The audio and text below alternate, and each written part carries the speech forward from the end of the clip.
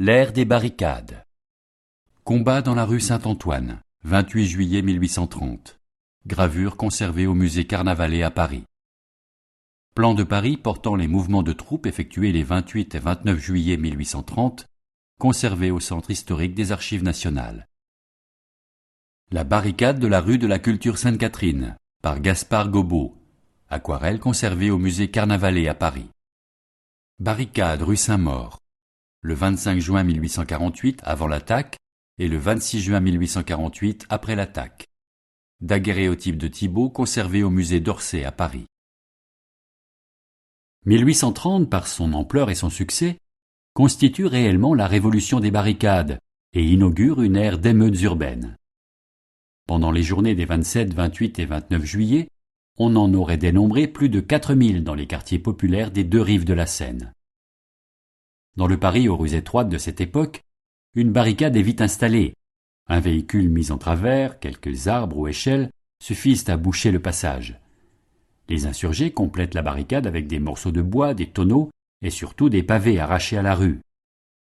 Ces constructions improvisées se révèlent des obstacles efficaces pour piéger la force armée dans le combat de rue. Le 28 juillet 1830, les cuirassiers de la garde royale, accablés sous une grêle de tuiles, de pavés, de meubles lancés par les fenêtres ou du haut des toits de la rue Saint-Antoine, renoncent à rejoindre l'hôtel de ville.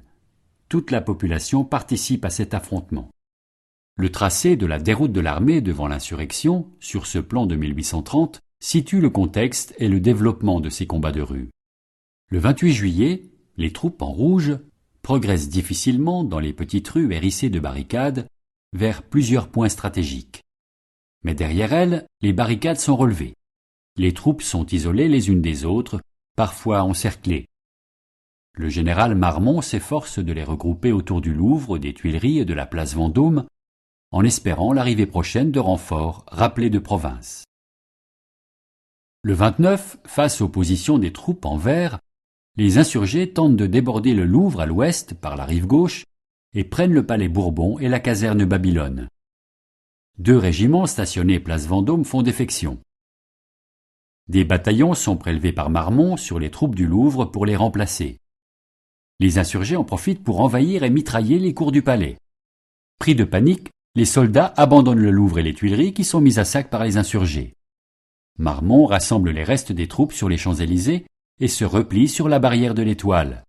En 3 jours, Paris passe entièrement aux mains des insurgés. Le peuple vainqueur s'est affranchi des Bourbons. La barricade devient un sujet nouveau en peinture et en littérature, à l'époque même où le phénomène devient systématique dans les événements politiques. Les barricades parisiennes réapparaissent comme par magie au même endroit d'une insurrection à l'autre, en 1832, 1834, 1839, février et juin 1848, 1849, 1851. Elle constitue l'expression concrète et récurrente des mouvements populaires dans les 2 décennies qui précèdent le Second Empire. En juin 1848, la République proclamée en février nie toute légitimité aux barricades. L'aquarelle de Gobbaud décrit avec précision l'assaut d'une barricade édifiée dans l'actuelle rue de Sévigné, devant l'église Saint-Paul, le 23 juin. Les fantassins l'escaladent sous les coups de feu tirés des fenêtres. Mais cette fois, l'assaut est présenté du point de vue de l'armée et des gardes nationaux, fidèles à l'ordre établi, et non plus du côté des insurgés. C'est la représentation de l'uniforme qui triomphe. Les premières photographies permettent de saisir l'atmosphère des barricades à des moments différents de l'insurrection.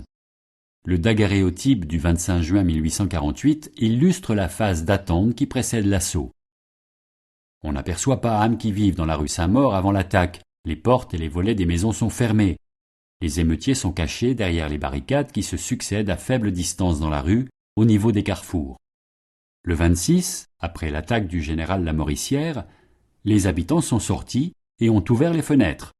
Les barricades perdent de leur intérêt stratégique après 1848, mais leur dimension symbolique révolutionnaire demeure fortement ancrée dans les esprits.